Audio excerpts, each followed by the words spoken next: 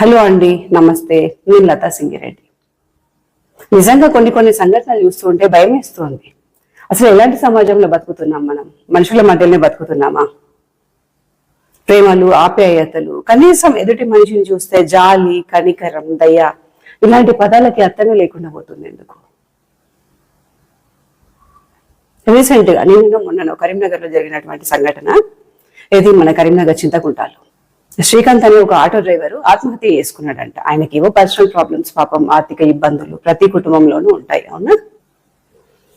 కానీ ఎంత పెద్ద సమస్య వచ్చినప్పటికీ దానికి ఎదురెళ్ళి అవసరం అయితే 24 hours కష్టపడి, ఈ 8 గంటలు 7 గంటలు కష్టపడితే సరిపోకపోతే 24 గంటలు కష్టపడైనా కూడా ఆ సమస్య నుండి బయటపడాల, ధైర్యంగా బతకాల.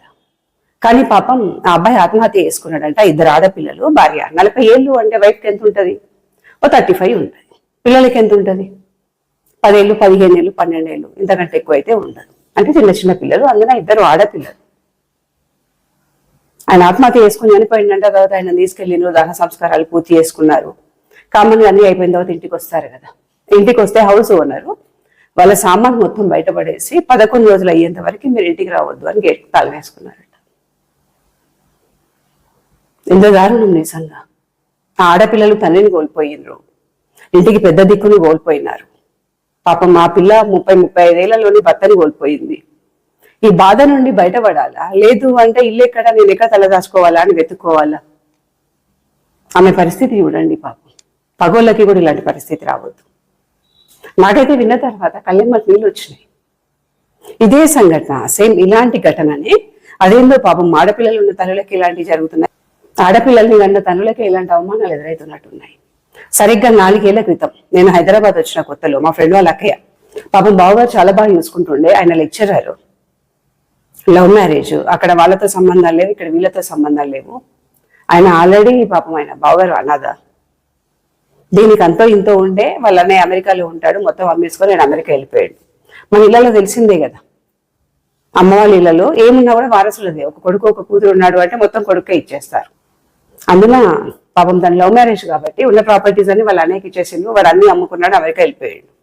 అంటే వీళ్ళ అమ్మ వాళ్ళ ఇంట్లో ఎలాంటి షెల్టర్ లేదు.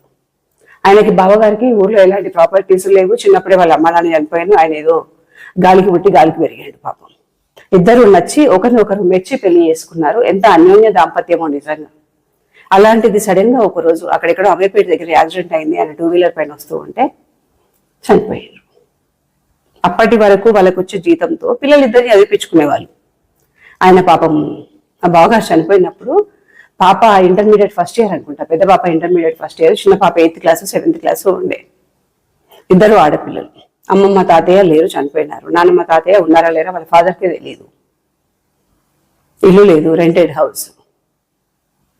కామన్ గా యాక్సిడెంట్ లో చనిపోయిన తర్వాత హాస్పిటల్కి తీసుకెళ్తారు. అక్కడ నుండి ఇంటికి తీసుకొని వచ్చారంట. అంబులెన్స్ లో నుంచి దించి కింద పెట్టామంటే ఓనర్ పెట్టనియదు. సామాన్లు పట్టుకొని వెళ్ళిపోండి అనేసి అక్కడ వాళ్ళు ఏడుస్తూ ఒదికు ఈమెనేమో ఏడుస్తా ఉంది. పాపం అంబులెన్స్ లోనే శవం ఉంది. కనీసం రోడ్డు మీద కూడా పెట్టనియదు ఆవిడ, ఇంటి ఓనర్. మీరు రోడ్డు మీద పెడితే ఏమన్నా ఆయన దోషం ఉన్న టైంలో చనిపోతే మేము ఇల్లు వదిలేయాల్సి వస్తుంది. సో ఇక్కడ దింపడానికే లేదు, డైరెక్ట్ శ్మశాన వాటికకు తీసుకుపోండి అని. సొంతలు లేకపోయినా సరే, ఒక పూట తలదాచుకోవడానికి నీడనియకపోయినా కూడా చుట్టాల చుట్టుపక్కల వాళ్ళు వీళ్ళు వస్తారు కదా. తల్లి 2 పిల్లలు అయితే వెళ్ళలేరు కదా శ్మశాన వాటికకి.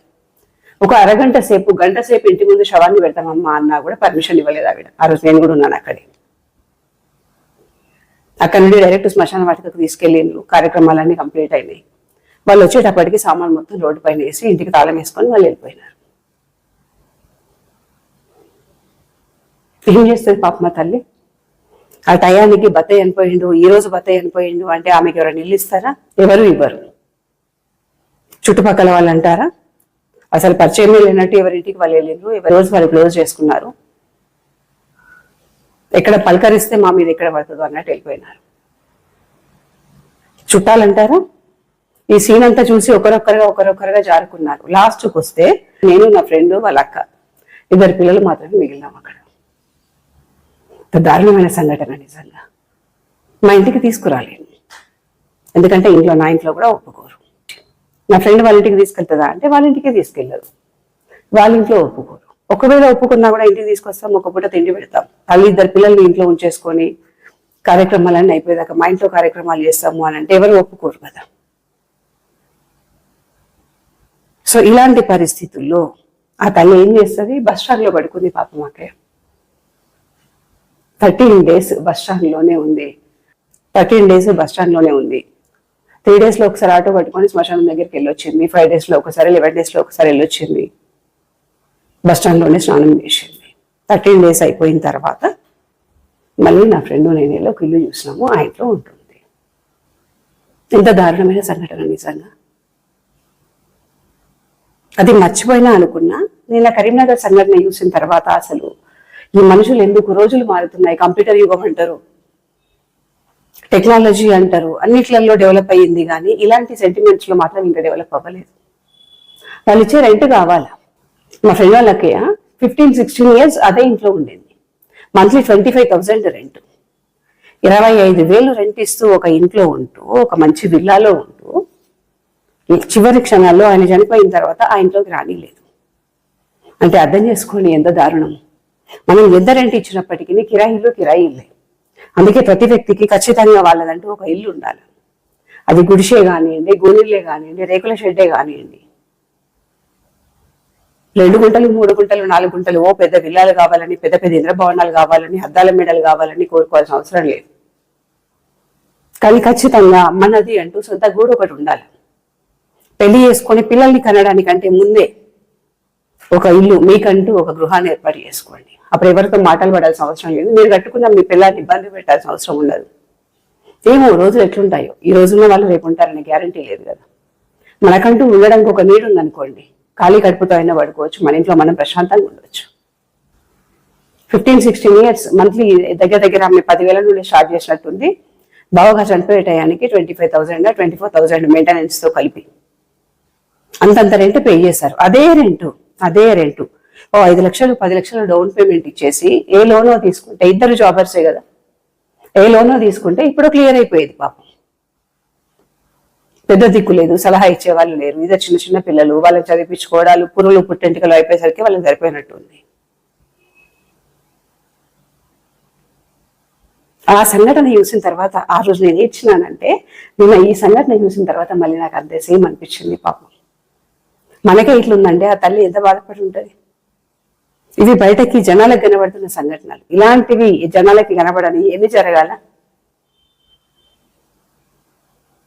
అందుకే ప్రతి వాళ్ళు పెళ్లి చేసుకున్నారు అంటే ఇమ్మీడియట్ గా మీకంటూ సొంతంగా ఒక గృహాన్ని ఏర్పాటు చేసుకోండి. చుట్టాలు ఎవరు రారు. మన దగ్గర అన్నీ ఉన్నాయంటే చుట్టాలు ఈగల్లాగా, బెల్లం చుట్టూ ఈగల్లాగా మన చుట్టూ వాళ్తూ ఉంటారు. అదే మన దగ్గర ఏది లేదనుకోండి, ఎవరు రారు దగ్గరికి. అక్క చెల్లె, అమ్మ నాన్న, అన్న తమ్ముడు, మామలు అత్తలు, ఇలాంటి వాళ్ళు ఎవరూ దగ్గరికి రారు. ఈ బంధాలన్నీ ఎప్పుడు మన దగ్గర డబ్బులు ఉన్నంత వరకే. కార్లు నగలు అవసరం లేదు. అర్జెంటుగా ప్రతి వాళ్ళు మీకంటూ పెళ్లి అవ్వగానే, ఒక అబ్బాయికి అమ్మాయికి పెళ్లి చేసింది అంటే పెళ్లి అవ్వగానే మీకంటూ సొంత గూటిని ఏర్పాటు చేసుకోండి. అప్పుడు మీరు ఎవరితో మాటలు పడాల్సిన అవసరం ఉండదు. ఒకవేళ వైఫ్కి ఏమైనా, హస్బెండ్కి ఏమైనా, మీకంటూ సొంతంగా ఒకటి ఉంటుంది. పీజీలో ఉంటారు, బతుకున్నంత వరకు పీజీలో ఫీజులు కడతారు. హాస్టళ్లలో ఉంటారు, బతుకున్నన్ని రోజులు కడతారు. కిరాయిలలో ఉంటారు, బతుకున్నన్ని రోజులు, మీరు అన్ని బాగున్న రోజులు, ఆర్థిక ఇబ్బందులు లేకుండా మీరు రెంట్ ఇచ్చిన రోజులు మీకు రెస్పెక్ట్ ఇస్తారు. వన్స్ మీ ఇంట్లో ఏదైనా సంఘటన జరిగింది అనుకోండి, మీరు ఎవరో కూడా పరిచయం లేనట్టు తాళం తీసుకొని వెళ్ళిపోతారు బయటకు పంపించి. దయచేసి ఇంకా ఏ ఆడపడుచు ఇలాగ బలి కావద్దు అంటే వీలైనంత వరకు మీకంటూ మీరు సొంతంగా ఒక గృహాన్ని ఏర్పాటు చేసుకోండి. ఏది లేకపోతే గవర్నమెంట్ ఇల్లు ఇస్తుంది కదా, ఇందిరమ్మ ఇల్లు అని, అప్పుడు ఏది డబుల్ బెడ్రూమ్ అని, కేసీఆర్ గారు డబుల్ బెడ్రూమ్ అని, ఇప్పుడు రేవంత్ అని ఇస్తున్నటువంటి ఇందిరమ్మ ఇల్లు అని. ఇల్లు లేని ప్రతి వాళ్ళు ఖచ్చితంగా అలాంటి దానికి ఒకదానికి అప్లై చేసుకోండి. మీకంటూ ఒక సొంత గూడు. చీప్ ఏముంది దానిలో? అయ్యో ఇందిరమ్మ ఇల్లుకి అప్లై చేసుకున్నా, చీచి నేను ఇంత జాబ్ చేస్తున్నా, అంత సంపాదిస్తున్నా. ఏది మరి మీ సంపాదన? వచ్చిన సంపాదన మొత్తం మీ ఖర్చులకే సరిపోతుంది కదా. తప్పేముంది? ఏ ఇందిరమ్మ ఇల్లు వచ్చినా కూడా మీకంటూ ఒక గూడు ఉంది. ఈ రోజు శవాన్ని అనాథ శవం లాగా అంబులెన్స్ లో ఊరంతా తిప్పకుండా తీసుకెళ్లి శ్మశానంలో వేసి కనీసం భార్య పిల్లల మీద పడి ఏడవడానికి 10 నిమిషాలు శవాన్ని ఇంటి ముందు వేసుకునే అవకాశం లేని మీ సంపాదన దేనికోసమేది? అన్న రేవంత్ అన్న ఇలాంటి సంఘటనలు చూసిన తర్వాత మీరు కూడా కొంచెం ఆలోచించాలి. ఉచిత బస్సులు అవసరం లేదు, మహిళలకు ఫ్రీ బస్సులు అవసరం లేదు, వాళ్ళు తిరగాల్సిన అవసరం లేదు రోడ్ల మీద. పిల్లలకి బైక్స్ అవసరం లేదు. కనీసం పెట్రోల్ మందని సంపాదించే స్తోమత వాళ్ళకి వచ్చిన రోజు వాళ్ళే బండ్లు కొనుక్కుంటారు. మీరు ఉచిత కరెంట్ ఇవ్వకండి. ఇలాంటివన్నీ వీలైనంత వరకు ఇలాంటి వ్యసనాలకి సంబంధించి వృధా ఖర్చు మొత్తం కట్ చేసి ప్రతి జంటకు ఒక ఇల్లు ఇవ్వండి.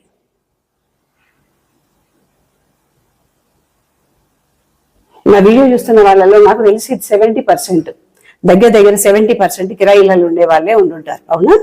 ఒకసారి మీ గుండెల మీద చేసుకొని ఆలోచించండి. రేపు పొద్దున ఇదే పరిస్థితి మన ఇళ్లలో వస్తే ఒకసారి ఊహించుకోండి ఫ్యామిలీ పరిస్థితి ఏందో.